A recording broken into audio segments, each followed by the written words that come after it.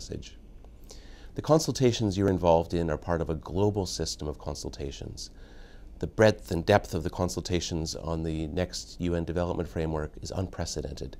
This is really important because while we will continue to look at targets on health, education, income, nutrition, the things we set ourselves as challenges in 2000, some of which are still not finished, we will continue to look for new challenges, and we need views on those new challenges now. We need to know about your priorities, how you see the issues, how they connect together. Some of the topics that the high-level panel has heard about include things like inequality. How do we make societies full of opportunity for everyone? Jobs for youth, planetary boundaries, environmental limits.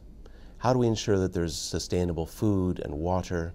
How do we ensure that the situations in conflict-affected and violent societies are dealt with effectively? These are many of the challenges which we are looking at, but also issues about governance. To what extent do we need to set goals that will ensure that we have rule of law, that we have effective states, that we have accountable governments, free media? Do these things feature in the goals as well? Above all, I hope that we can bring together our views in these consultations to create a new set of development goals which are just as compelling as the last set.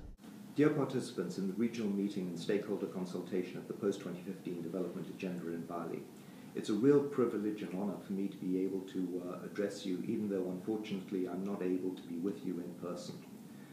We have a very important task ahead of us in setting out the development agenda after 2015. We need to do three things. We need to end poverty, we need to achieve growth with equity, and we need to strengthen the global partnerships that will allow for effective implementation. Since the MDGs were set in place, we know that the world has changed, and we know that there are important considerations that were not included in the MDGs that we must address now. These run the range from environmental sustainability to inequality, the rule of law, dealing with corruption, and above all, making sure that we can implement successfully and with a partnership of mutual accountability in a way that will ensure that this time round we actually achieve all of the goals that we set for ourselves. In order to do this, I think that we need to prioritize. You're gathered here as a large group that each feels that they have an important agenda for development. And you're right, development is a very complex issue and there are many important things that we need to do.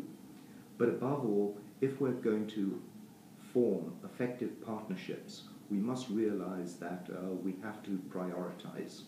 That will be part of the job of the high-level panel. It is to determine which sets of choices, which partnerships are likely to be most effective in moving the world towards the goals that we all share. I hope that in your consultations and your discussions, you think very hard about how we should prioritize among the set of many important development objectives that we all face. Thank you very much for your inputs into this process.